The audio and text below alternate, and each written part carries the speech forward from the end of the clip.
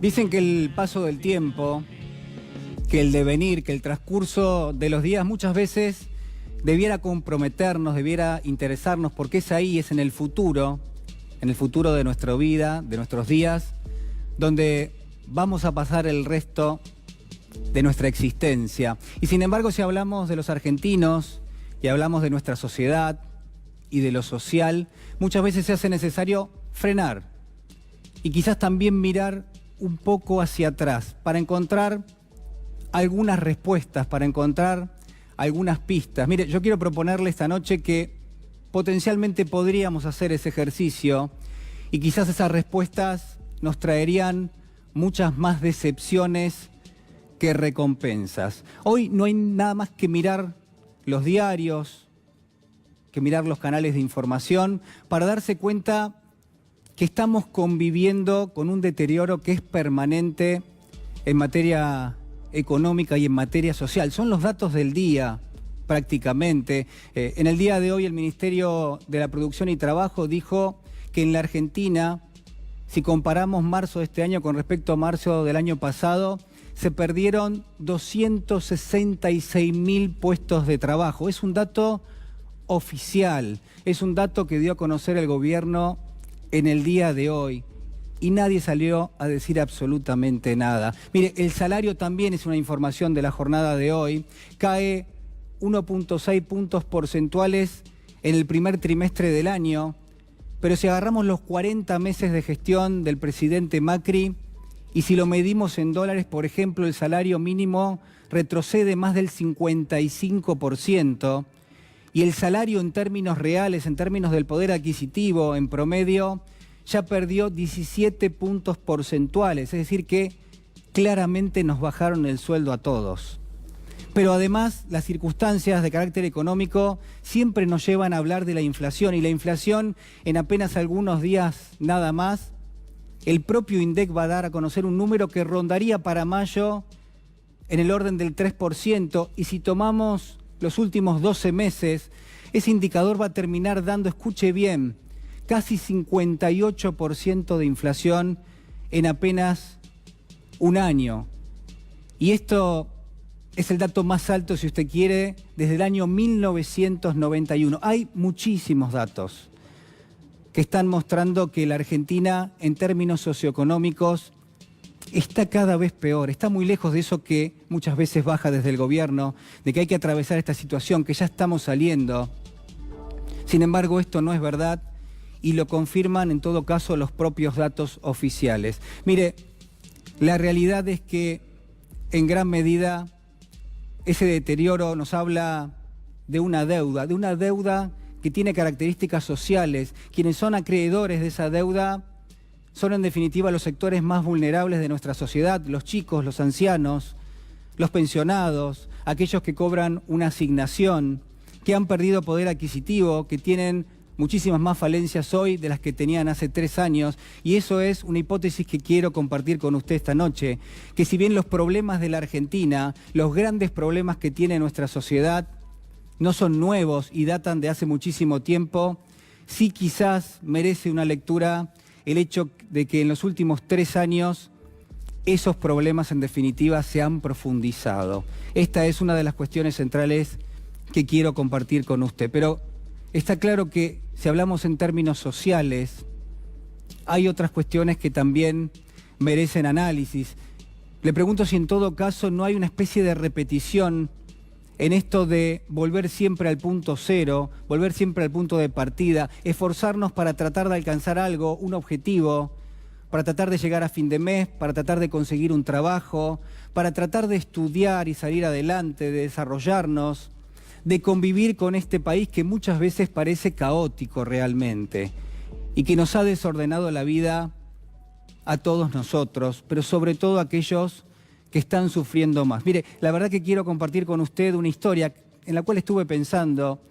Desde hace ya varias semanas vengo reflexionando que no solamente estamos complicados en términos de lo que yo denomino la vida material, sino también en términos de la vida emocional, de lo psicológico, de lo que debiera generar expectativas y a veces, y yo le diría casi siempre en este caso, nos genera más incertidumbre, más inseguridad.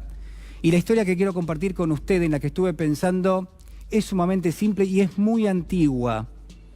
Le voy a hablar de un hombre que fue soberano en un lugar muy lejano de Grecia, una ciudad que se llamaba Corinto. El hombre se llamaba Sísifo. Sísifo era este soberano, y usted sabe que en la antigua mitología griega los dioses y los hombres no se llevaban nada bien, se peleaban permanentemente.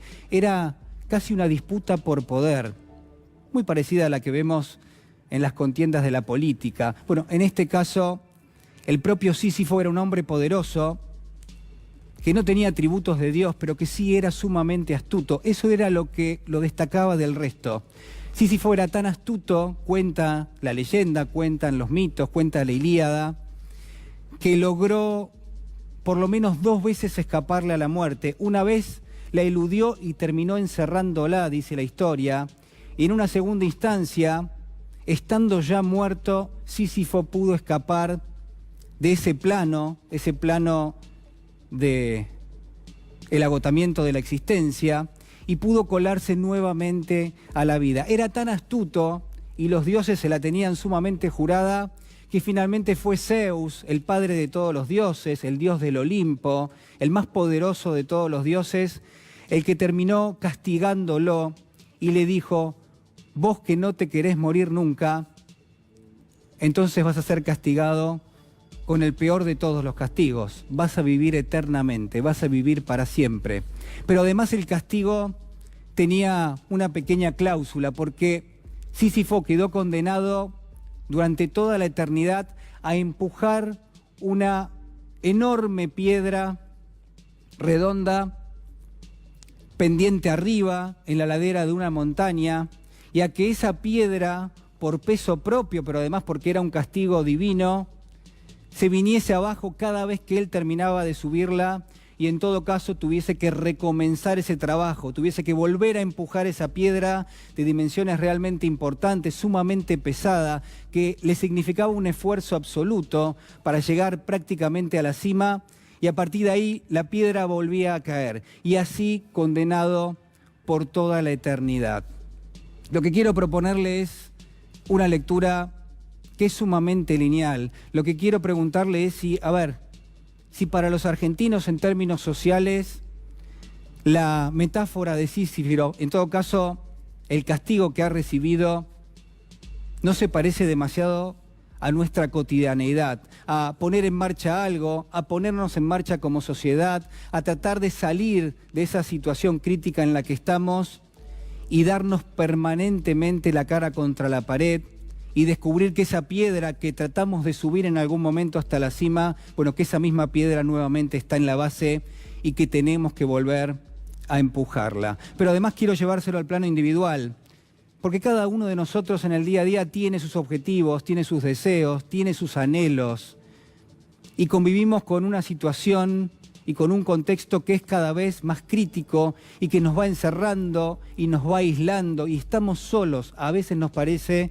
que estamos solos en esta pelea, y quiero preguntarle si eso no refleja plenamente el esfuerzo que hace usted y que hacemos todos de tratar de llegar a fin de mes, de cumplir con nuestros objetivos, de formar dentro de una sociedad parte de un tejido que permanentemente ejercita la solidaridad. Si en todo eso no descubrimos que hay muchísimas limitaciones que bajan desde el poder y que nos plantean permanentemente este desafío que vuelve siempre a foja cero.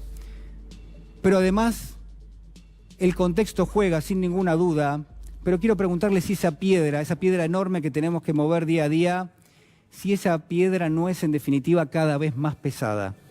Para mí sí, para mí es cada vez más difícil empujarla, y lo digo porque veo a quienes están a mi alrededor, veo a quienes conviven conmigo en el trabajo, a quienes se cruzan conmigo por la calle, y los veo haciendo un esfuerzo enorme, un esfuerzo que en gran medida no es recompensado y que no tiene por ahora un final feliz. Fíjese que en el mito de Sísifo, el ejemplo nos deja una metáfora fundamental. El esfuerzo vale la pena en tanto y en cuanto uno aplica su acción, su voluntad, su energía para escapar de algo que sin ninguna duda es cíclico y es monótono y nos va encerrando y nos va aislando. Pero de todas maneras hay un escritor, el gran Albert Camus, que ha tomado este ejemplo, que ha tomado este mito y que hizo una lectura muy particular. Con esto quiero terminar el comentario, porque lo que dijo Albert Camus fue que el mito de Sísifo, que esa tarea permanente, que ese castigo a cumplir, de levantar esa piedra y de llevarla hasta la cima para que vuelva a caer y tener que correrse porque si no muere aplastado directamente, bueno, que ese mito representaba lo absurdo de la existencia y que no obstante eso, esa repetición permanente, ese día a día que vivimos cuando hay un sinsentido alrededor nuestro, que de todo eso, decía Camus, se salía con un acto de rebeldía. Y que ese acto de rebeldía, ¿sabe cuál era? Decía este genial escritor, que ese acto de rebeldía era comprometerse con algo, llevar una acción adelante, ponerle la cuota de responsabilidad y de carga que se merece y hacer un acto creador, hacer un acto creativo.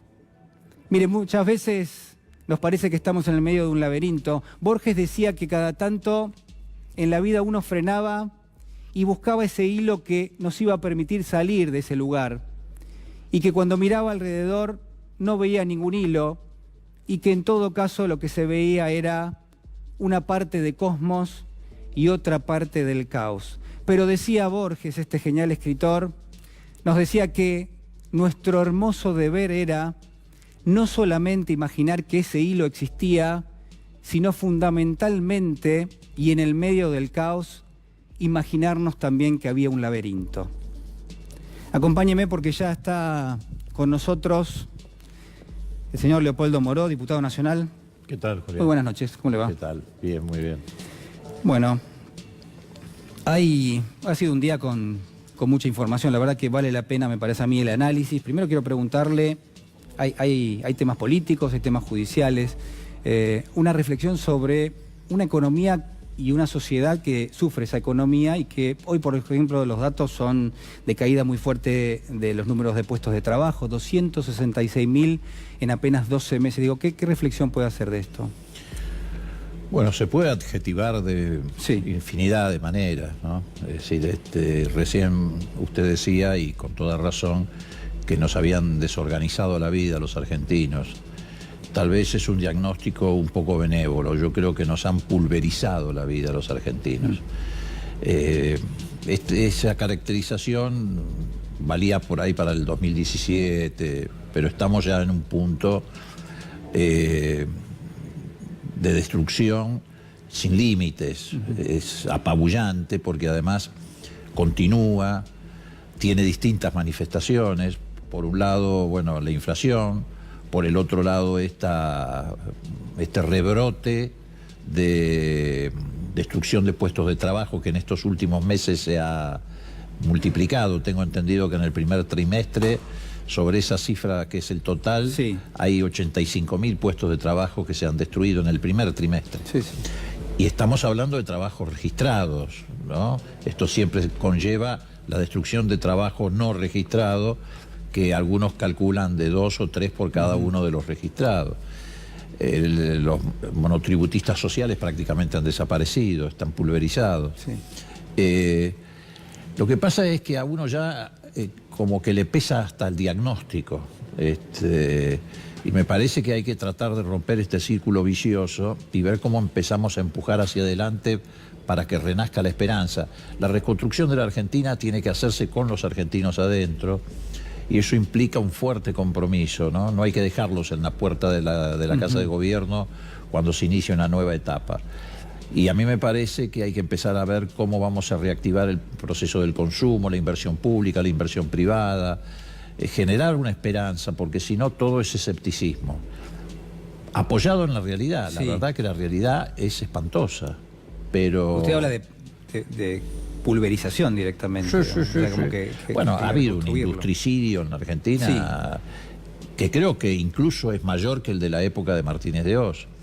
El proceso de endeudamiento alcanzó niveles insoportables. ¿Son daños colaterales o son pensados o han sido articulados por una decisión en el gobierno? Yo creo que se combinan factores, ¿no? Es decir, ha habido mucho fanatismo ideológico pero también ha habido mucha torpeza. Y la suma de esos dos factores Sí. ha dado este resultado. Quiero llevarlo ahora al ámbito de la justicia, porque la verdad que no nos cansamos, y de hecho hoy también hay información vinculada con esto, de aproximarnos a la justicia como un valor, como una abstracción que uno debiera contemplar como uno de los valores máximos de la democracia. Uno confía en la justicia, a partir de ahí el resto, supongo, al menos es lo que a mí me pasa, pero terminamos hablando de jueces. Y cuando hablamos de jueces ya, la verdad que en algunos aspectos o con algunos casos por lo menos que hay en marcha, la función de esos jueces para mí se deslegitima totalmente. ¿Qué le parece lo que ha pasado, por ejemplo, con el fiscal Carlos Stornelli, que apareció hace apenas algunas horas nada más en un acto junto al presidente de la Nación, siendo un fiscal que está en rebeldía y que mañana tendría que concurrir a Dolores? Sí. Bueno, lo grave no es la presencia de Stornelli, sino lo grave es la presencia de Macri al lado de Stornelli. ¿Por qué? Porque él ha comprometido la investidura presidencial en un gesto tendiente a garantizar la impunidad. Y eso tiene un efecto terrible sobre el Estado de Derecho. Porque en todo caso Stornelli es lo que es un fiscal prácticamente profugado, que se esconde, que dispara, que está en rebeldía. Pero el presidente de la Nación actuó como un capomafia diciendo, bueno, yo voy a proteger a mi sicario. Y eso es mucho más grave que la insolencia o la provocación de Stornelli de sentarse, que en realidad tampoco se sentó, no es que había una silla vacía y dijo me voy a sentar acá. Eso, vos sabés que el protocolo de los actos presidenciales es muy estricto, no es que cualquiera se siente. No, por supuesto. Ahí hubo una actitud deliberada, ¿no? Pero eso lo transformó al presidente casi en el responsable de esta asociación ilícita. ¿Por qué? Porque ya hace tiempo que esta investigación referida al grupo de D'Alessio dejó de ser una investigación sobre un grupo paraestatal. Es una investigación sobre un grupo estatal. Está comprometido el ministro de Justicia, que guionaba testigos y apretaba a jueces, como el caso del doctor Rosanqui, diciéndole, bueno, si no se va ahora lo vamos a destituir y no va a tener la jubilación, etc. La ministra de Seguridad, acompañando con el show de gente que iba detenida en pijama o con cascos, chalecos, etc. La Agencia Federal de Inteligencia mandando funcionarios a apretar al juez Carzoglio, o como denunció Báez aquí en este canal hace 2 o 3 días atrás, llevándole propuestas de que si se arrepentía entonces lo dejaban salir, le dejaban parte del patrimonio, y por supuesto el arrepentimiento tenía que apuntar a Cristina Fernández de Kirchner. Hay una degradación. ¿Sabés lo que asombra de esta etapa? Es que los jueces sean los que violan el Estado de Derecho, los que vulneran el Estado de Derecho. El Estado de Derecho históricamente en la Argentina lo vulneraban los golpes de Estado, la corporación militar, o los gobiernos que promovían proscripciones o el llamado fraude patriótico de la década del 30. Pero nunca eran los jueces los que vulneraban el Estado de Derecho. Bueno, en esta oportunidad está ocurriendo eso. Ahora, la ministra de Seguridad, Patricia Bullrich, dijo que había sido algo protocolar y absolutamente normal la presencia de un fiscal como Stornelli, que habitualmente los fiscales federales formaban parte de ese tipo de actos. Es una mentira descarada más de la ministra.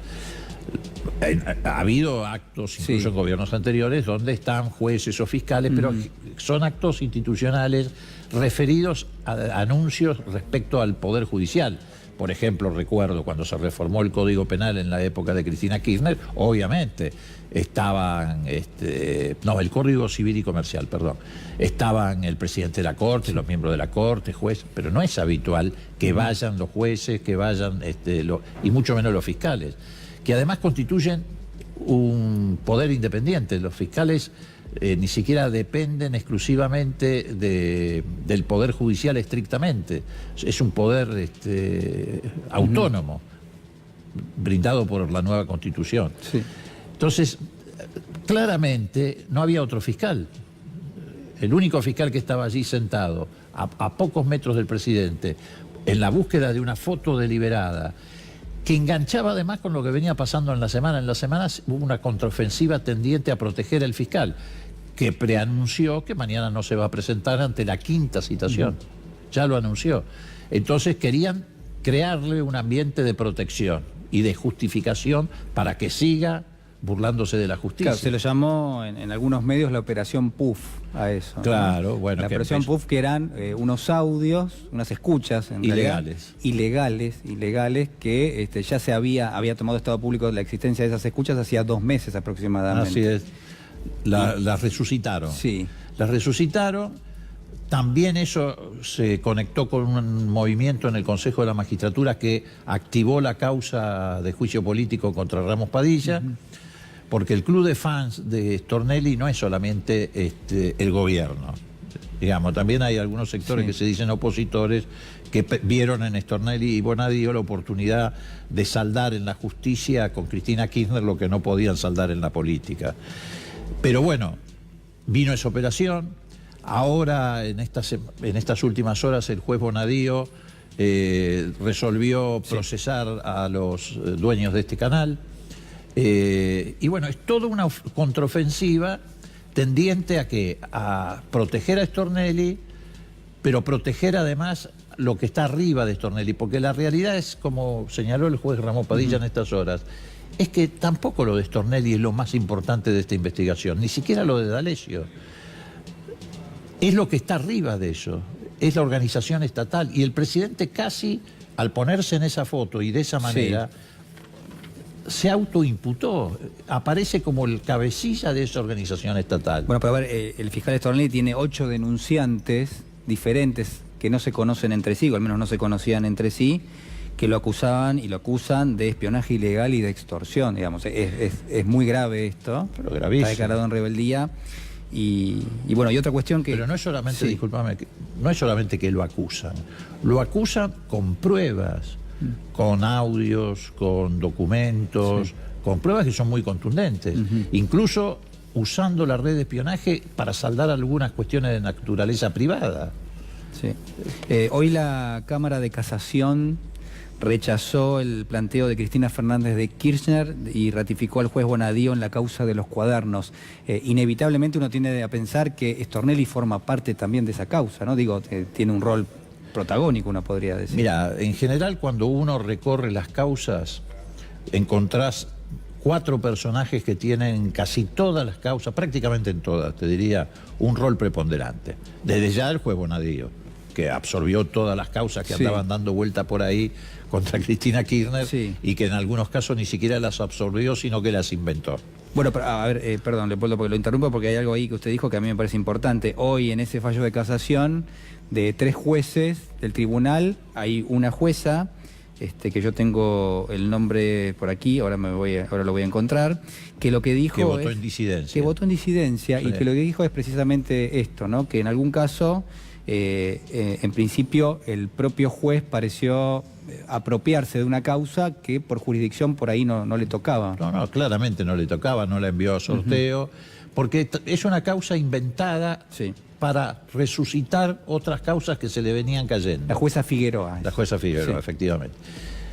Entonces tenés en todas las causas los mismos personajes y actores. Bonadío, el fiscal Stornelli en general, en alguna no, pero en general también el fiscal Stornelli. Fariña, que actúa como el arrepentido que viene en auxilio de las causas que se caen. D'Alessio, que en muchos casos también actúa como testigo o es el que impulsa arrepentimientos forzados a través de la extorsión, etcétera. Y el periodista Daniel Santoro. Ese es el común denominador. En todas estas causas aparecen ellos. En la causa del gas licuado, en la causa de las fotocopias, en todas las causas aparecen. En la de vialidad, esta de vialidad que es la que se está desarrollando el juicio oral, hoy se sostiene fundamentalmente sobre la base del testimonio del delincuente de Fariña y de D'Alessio. Eso es lo que sostiene esa causa en la que se está llevando adelante el juicio oral. Leopoldo, la verdad que ha sido muy amable. Quiero preguntarle un concepto nada más con respecto al mapa electoral y a las definiciones que hemos tenido en las últimas horas. Bueno, la candidatura de Axel Kicillof y de Verónica Magario en la provincia de Buenos Aires y después la fórmula Fernández-Fernández. Bueno, empecemos por la fórmula presidencial por orden de jerarquía, digamos. Yo creo que ha sido una decisión estratégicamente muy inteligente ni siquiera mirando al resultado de la elección. Yo creo que es una decisión que mira a la gobernabilidad futura y que tendió a ampliar la base electoral desde ya, porque es el primer paso, pero fundamentalmente la base de gobernabilidad. Sacó de la neutralidad a 10 o 12 gobernadores que rápidamente se definieron, provocó una definición casi unánime, yo diría prácticamente unánime, del movimiento obrero argentino detrás de esa fórmula, de los movimientos sociales y de muchos colectivos culturales, etcétera. Es decir, dio resultado en ese sentido. Todavía tiene posibilidad de seguir creciendo. Este congreso que se hizo del Frente Renovador. ¿Qué le parece eso? Me parece que va en la dirección de la construcción de un gran frente de oposición, tal como lo definieron. ¿Puede haber un acuerdo entonces de Sergio Massa y creo que hay un Unidad espacio, Ciudadana? Yo creo que hay un espacio para eso. El espacio que la propia sociedad está creando reclamando ese acuerdo. Es la gente la que reclama ese acuerdo. Por eso empuja a los dirigentes en esa dirección. ¿Y cuál es el lugar que tiene Sergio Massa dentro de, este frente? Esa es una cuestión que se va a ir dilucidando en los próximos días. A mí me dio una pista en el discurso cuando él dijo, bueno, yo puedo liderar, pero también puedo empujar el carro desde atrás. Entonces, me parece que en función de este gesto que hizo Cristina Kirchner, me parece que eso también puede extenderse a una imitación que permita una integración de este tipo sin plantear cuestiones de carácter personal. Y una palabra sobre la fórmula Kicillof-Magario. Yo creo que no solamente es competitiva, yo creo que le da la oportunidad a la provincia de Buenos Aires de tener un gran gobernador. Cosa que le hace falta a la provincia de Buenos Aires, que en los últimos tiempos ha tenido gestiones no demasiado significativas. Y además la gestión de Vidal es realmente catastrófica. Se ha creado un mito acerca de esta cuestión, pero la provincia de Buenos Aires está abandonada en la educación, en la salud, en el servicio de justicia, y ni hablar incluso en la seguridad ciudadana. La tragedia de la masacre de San Miguel del Monte lo demuestra, ¿no? Le agradezco muchísimo, ha sido muy amable. Un saludo y ya me voy a encuentro. Chao. Gracias, muy amable. No, al contrario. Señor Roberto Carles, abogado, jurista, ¿cómo le va? Bien, muy bien. Buenas noches. A ver, voy a seguir con la presentación. Es secretario de la Asociación Latinoamericana de Derecho Penal y Criminología también.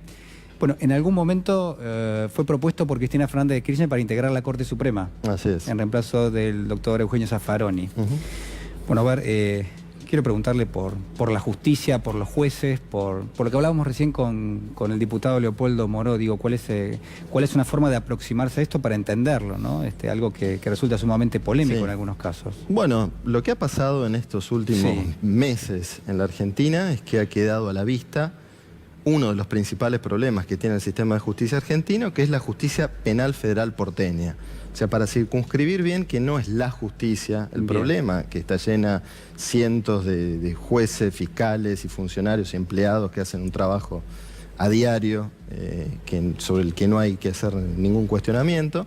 Pero la justicia penal federal porteña es, en la Argentina desde hace más de 20 años, garante de la impunidad de toda la corrupción política que ha sufrido nuestro país. Esa ha sido la función que tuvo el fuero penal cuando se configuró de la manera en la que está configurado en los años 90, es decir, durante el menemismo. Hablamos de Comodoro Pi. Comodoro Pi, por supuesto, es Justicia Penal Federal Porteña. En los últimos 3 años, este fuero ha empezado a desarrollar una nueva actividad, que es la de la persecución de políticos con un objetivo claramente político, que es el de interferir en procesos electorales que de otra manera, se tendrían que desarrollar libremente.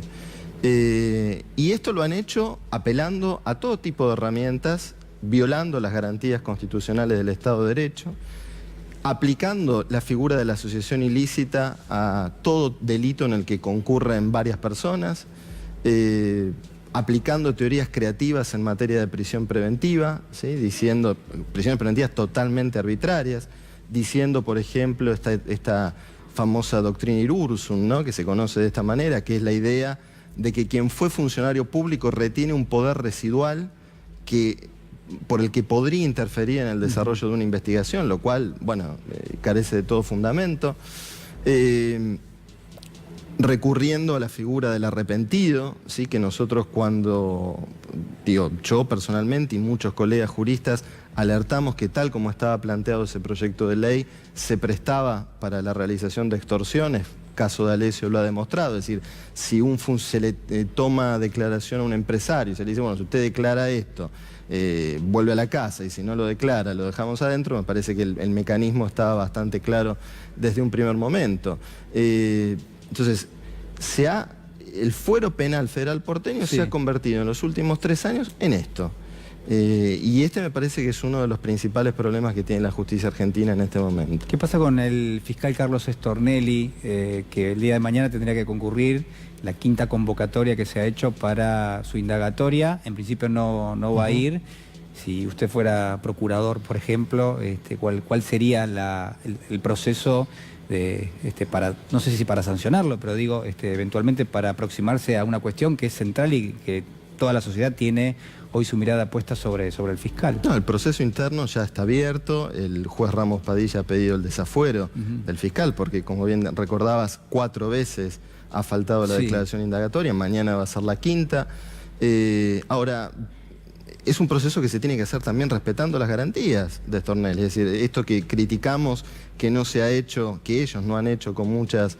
me refiero al fuero federal, con muchos imputados, es necesario que se haga con Stornelli y que se le apliquen todas las garantías del Estado de Derecho. Ahora, lo que me parece importante destacar es que Stornelli en todo esto no es más que un peón dentro de un juego que están jugando actores mucho más poderosos que los jueces y fiscales del fuero federal. Y si quedaba alguna duda de que era un peón, nos las han quitado en el día de ayer cuando lo han sentado en segunda fila en un acto por el Día del Ejército, a 1 metro de distancia del presidente de la Nación, siendo el único funcionario de la justicia federal que estaba ahí presente. Entonces me parece que esto no solamente es evidente, sino que lo están queriendo demostrar. Están diciendo, bueno, este funcionario lo estamos protegiendo. Es un peón de los funcionarios que hoy están en el poder directamente. Sí, que ha sido funcional a esto que comentaba recién de estos últimos 3 años en los que la justicia federal porteña se ha dedicado a la persecución de dirigentes políticos. En un momento en el que para la justicia, como podemos ver en esta causa en la que ha sido sometido a juicio oral la expresidenta, ya las pruebas no importan directamente, ¿no? La posverdad de la que tanto se habla en los medios ha llegado a la justicia. Una de las finalidades, o la principal finalidad de todo proceso penal, es la de llegar a algún tipo de verdad, lo que se conoce como verdad procesal. Esa verdad no se llega por medio de intuiciones o de algún oráculo, se llega por las pruebas que se producen en un juicio. Y eso ha quedado demostrado que ya no importa. Ahora, en algún momento, en los últimos días, la Corte Suprema generó una polémica porque había pedido unos expedientes vinculados a la causa de vialidad cuando se tenía que comenzar el juicio oral a la expresidenta Cristina Fernández de Kirchner. Después reaccionó a las 24 horas. Digo, ¿qué pasa con la Corte Suprema? ¿Es normal ese tipo de definiciones que cambien de un día para el otro? Y también, en algún punto, hay quienes proponen ampliar la Corte Suprema. ¿Por qué? Bueno, porque en algún caso se sospecha que son permeables de otros intereses, ¿no? Fue muy llamativo que tuvieran esta resolución y que al día siguiente dieran marcha atrás con un comunicado. Digamos, la Corte dicta fallos, acordadas, ahora parece que también dicta comunicados. Es muy curioso, la verdad. Tenía una intención aclaratoria, ¿no? Porque aclaratoria, pero además va en contra, al menos de lo que yo entiendo en el derecho, ¿no? Que es que una vez que se ha pedido el expediente, la Corte ha abierto la instancia. Es decir, el expediente tendría que ahora ser resuelto por la Corte. No entiendo cómo se ha continuado con este juicio cuando la Corte ha dicho, bueno, acá hay algo que evaluar por lo menos, ¿no? Que es lo que dice en el momento en el que pide el expediente. Si hay que ampliar o no la Corte, bueno, si se debe hacer una reforma de ese tipo no debe ser por motivos políticos. Yo creo que tenemos una Corte que ha sufrido un golpe a su prestigio del momento en el que 2 de sus integrantes en un primer momento aceptaron ingresar por un decreto presidencial que los nombraba en comisión, haciendo una interpretación, citando precedentes de tiempos remotos del siglo XIX y de momentos no democráticos del siglo XX. Eso por un lado. Luego el 2 por 1, ¿no? Un fallo sobre el que también tuvieron que dar marcha atrás de la peor manera, porque lo hicieron aplicando retroactivamente una ley penal, algo que está prohibido por nuestra Constitución. Y bueno, uno escucha también las declaraciones del presidente de la Corte y algunas son preocupantes. Yo lo veo más preocupado, por ejemplo, por si se debe o no se debe usar la toga, si los jueces de la Corte deben o no usar había toga, surgido eso, ¿no? que había surgido, que por implementar el ingreso democrático al Poder Judicial, que se ha sido sancionado por ley en el gobierno anterior. Y uno puede decir que hay conflictos de interés entre, por ejemplo, el doctor Carlos Rosenkrantz, que en algún momento trabajó, representó, su estudio estuvo vinculado a empresas sobre las cuales hoy potencialmente tiene que emitir un fallo. Digo, ¿hay un conflicto de interés? ¿Puede darse eso? Eventualmente podría darse si se trata de causas en las que ya ha tenido algún tipo de intervención. Creo que había alguna que revestía esas características, no estoy seguro, pero lo que sí, de cualquier manera, por razones de decoro, cuando se trata de empresas, por ejemplo, que es conocido que han sido clientes de su estudio o lo son actualmente de su socio, podría excusarse, ¿no? Bueno, Roberto Carles, le agradezco muchísimo. Ha sido muy amable. Saludo. Muchas gracias. Muchas gracias. Bueno, síganme, ya lo tenemos. El enorme placer de tenerlo al señor Jorge Alperín. ¿Cómo te va, Jorge? Para mí. ¿Cómo estás? Te tengo mucho trabajo reservado, Jorge, porque hoy pasó de todo en la política. Y bueno, vamos, si te parece, abordando cada uno de los personajes centrales del escenario político.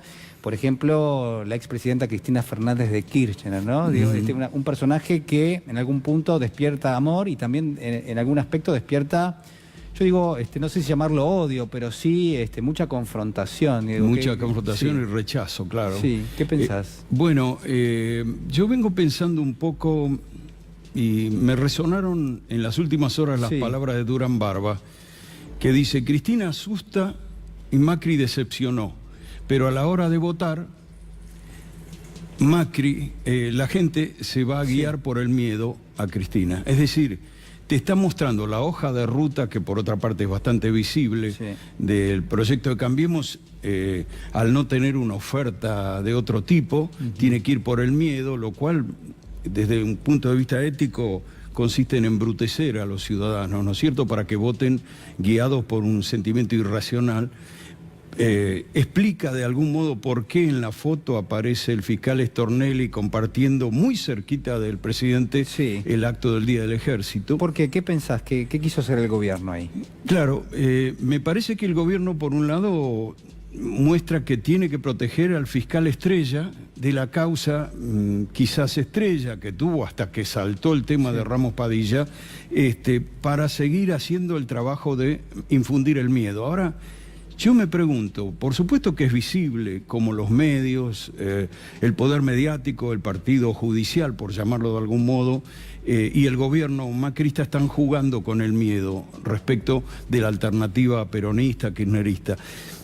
Pero ¿qué resonancia tiene en la gente? ¿Por qué prende tanto ese miedo? ¿Por qué todavía el techo de Cristina, de alguna manera la elección de Alberto Fernández como candidato a presidente implica mostrar un perfil negociador que podría ayudar a perforar ese techo negativo que tiene la que es más votada por todo el mundo, porque es la que tiene más tendencia al voto y sin embargo tiene ese techo negativo? Alberto podría perforarlo. Ahora bien, ¿por qué? ¿En dónde está el temor, digamos, que aunque nos vaya pésimo, yo voy a preferir a Macri, que no promete nada que no sea el rumbo catastrofista que nos lleva? Y empecé a pensar en lo siguiente. Vos sabés que en los años 60, en el mundo bipolar, había una propaganda que desde lo sutil bajaba a lo ramplón. Y por ejemplo, en la calle, escuchabas esto de, bueno, el comunismo propone abolir la propiedad privada, te van a sacar tu casa. Es decir, también había el mecanismo de infundir un miedo para rechazar un sistema, una alternativa. Y yo estaba pensando que el se robaron todo, en realidad, expresa más bien otra cosa, expresa el temor de que el Estado peronista te va a quitar algo. Y cuando te pones a mirar cómo fue el transcurso de los últimos 16 años, los 12 del kirchnerismo, hay 3 medidas que toma el kirchnerismo, que generan ese temor y ese sentimiento de amenaza a lo que podríamos definir como los fantasmas del ciudadano propietario. Propietario no necesariamente porque es dueño de una empresa o de una casa o de un comercio, sino porque tiene posiciones sociales que teme que puede perder, o incluso en sectores que no tienen propiedad ni posiciones muy ventajosas, prendió también ese temor. ¿Cuáles son esas medidas? Tienen que ver con la resolución 125 que aumentaba las retenciones, y recordarás que tuvo un apoyo al campo de parte de la clase media urbana también, llamativamente. El impuesto a las ganancias y el cepo al dólar. Fueron 3 medidas donde sectores de clase media sintieron que el kirchnerismo les estaba arrebatando algo, les metía la mano en el bolsillo. Pero eso tiene que ver con una lectura que se hizo desde los formadores de opinión, por ejemplo. Sin duda. Porque vos estás mencionando que es cierto que en gran medida un sector de la sociedad hizo empatía con sectores vinculados al agro que veían mal la medida como la 125, pero en realidad no estaba comprometido un patrimonio de un sector de la clase media, por ejemplo, pero de todas maneras sintió que eso podía llegar a pasarle. Exactamente, sentía que el gobierno peronista, y no solo te metía la mano para sacarte algo que vos sentías que legítimamente te lo ganaste sin ayuda de nadie en el discurso meritocrático, digamos, me lo hice solo, nadie me ayudó, el Estado no me dio nada. No solo eso, sino que además transfería esos recursos a sectores vulnerables, a personas mayores que no tenían los aportes para jubilarse, a las que les dio la jubilación, y a personas de los sectores vulnerables a los que se les dio la asignación universal por hijo, que no lo merecen o que se va por la canaleta de la cloaca de la droga y del juego, digamos. Bueno, muchísimos mitos creados con respecto a eso, ¿no? Claro. Un mito instalado también era... Bueno, que los sectores que hoy tienen las asignaciones universales por hijo, que son los sectores de menores ingresos, desempleados, etcétera, tenían muchos hijos para cobrar muchas asignaciones, por ejemplo. Y hace apenas algunos días, bueno, hay una estadística que muestra la ANSES que el 51% tiene un solo hijo, pero los mitos son muy fuertes y no apuntan a que se desmantelen por la racionalidad. Entonces lo que digo es cierto que existió todo ese aparato de propaganda para instalar esos temores, pero estaban en todo caso fogoneando algo que está en el prejuicio de muchos sectores. Es decir, el peronismo siempre fue objeto de prejuicio, siempre fue visto como proclive a la mafia, al delito, a la corrupción, y no hacen más que escarbar en esos sentimientos ciudadanos de un sector para exaltar ese sentimiento y hoy presentar como una amenaza.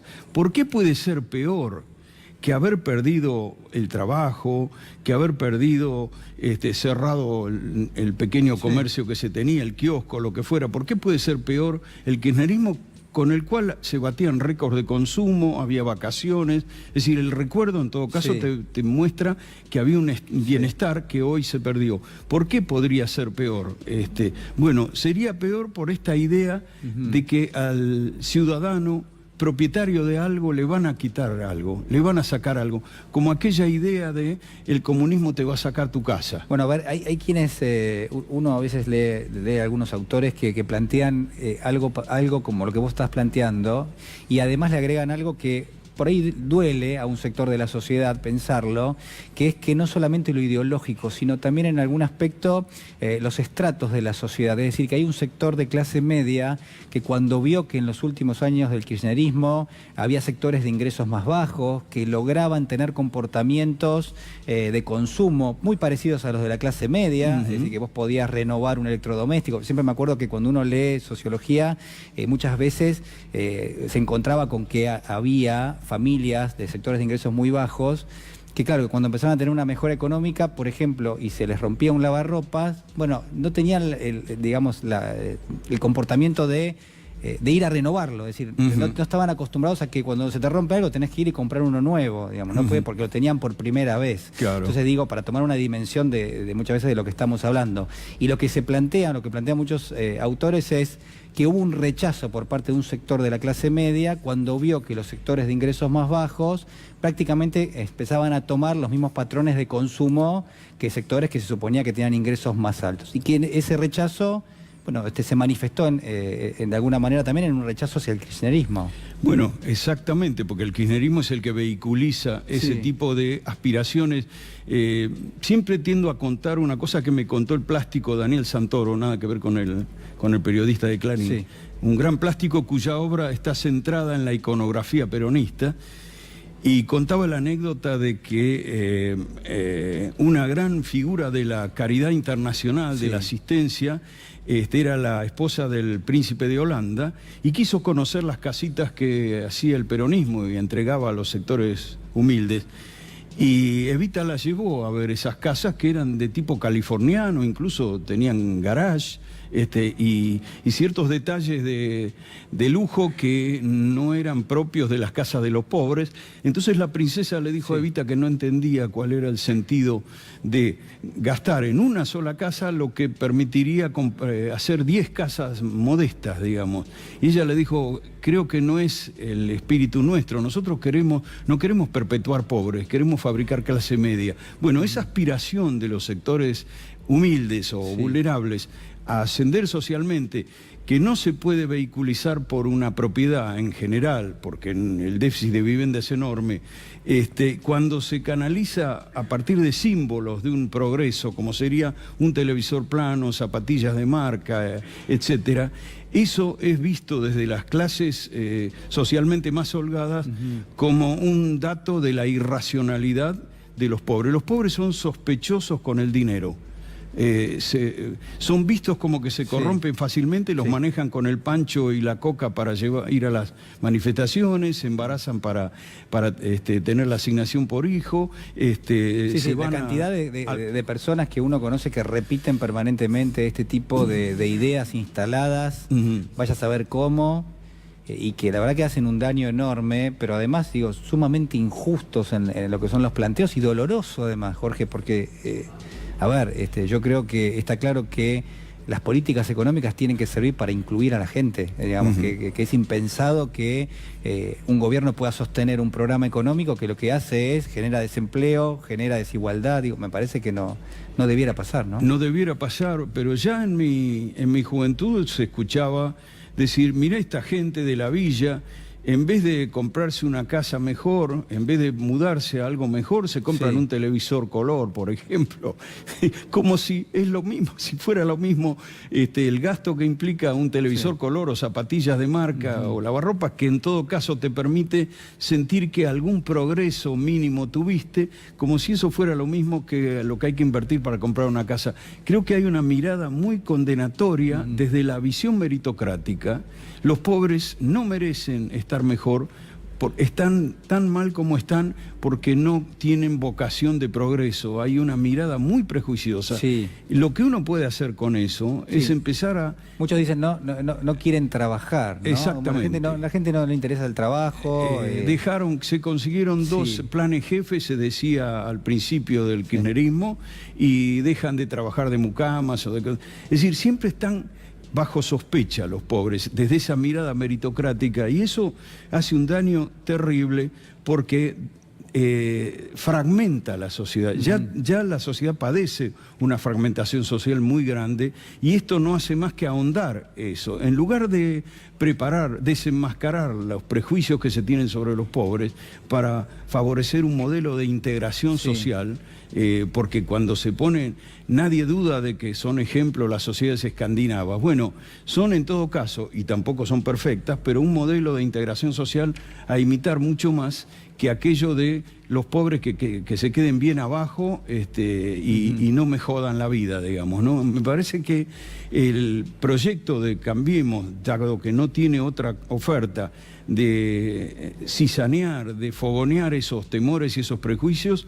no hace más que contribuir al embrutecimiento ciudadano, y me parece que en ese sentido es aberrante como tantas cosas que uno escucha de sus referentes, ¿no?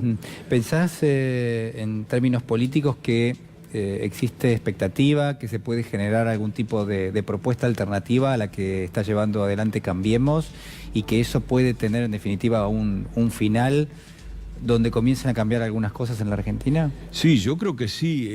Primero, una cosa que te asombra y vuelve a asombrarte es la centralidad que logra la figura de la expresidenta cada vez que se lo propone. Se lo propuso después de trabajar los silencios prolongados, cuando le reclamaban las cadenas, mantuvo silencios muy prolongados que nos llevaron a pensar que quizá decidía retirarse de la política. No, iba tejiendo y reuniendo sectores que se le habían alejado a fines de 2015. El último paso podría ser el de Massa ahora. No está dicho que se va a concretar esa unidad, pero me parece que hay datos muy concretos de que va en busca de eso, incluso planteando él que no tiene una ambición de un cargo en particular. Se habla de que su propósito principal sería colocar una serie de diputados en lugares claves, pero bueno, se está en vías de concretar también esa unidad. Sí. Y después de la sorpresa del libro, un libro que es un instrumento de tu programa permanentemente, pero es un instrumento de la cultura escrita, claro. Provoca un hecho de masas. Eso sorprende a todos, sí, y un rating extraordinario. Inédito, ¿no? En un discurso que no era político, que no era partidario. Sí. Otra vez te desconcierta. Sí. Finalmente arma una fórmula que nadie esperaba. Y cuando el único candidato hasta hace 2 semanas a la presidencia, explícito, era Mauricio Macri. Los demás no tenían candidato, sí, y no sabíamos si Cristina se iba a retirar, se iba a confirmar, y las otras fuerzas tampoco lo tenían. Y ha cambiado. Bueno, en este momento ni Macri es seguro, y en cambio la única fórmula que ya está explicitada es la de los Fernández. Las otras fuerzas, Alternativa Federal, Lavagna, sí, no están todavía ni consolidados. Si Massa va finalmente con el kirchnerismo, Alternativa Federal me parece que o pacta con Lavagna, sí, o no le queda salida. Vamos a ver qué va a pasar en los próximos días. Jorge, te quiero agradecer muchísimo. No, ha sido muy amable. Nosotros hacemos una pequeña pausa y ya regresamos.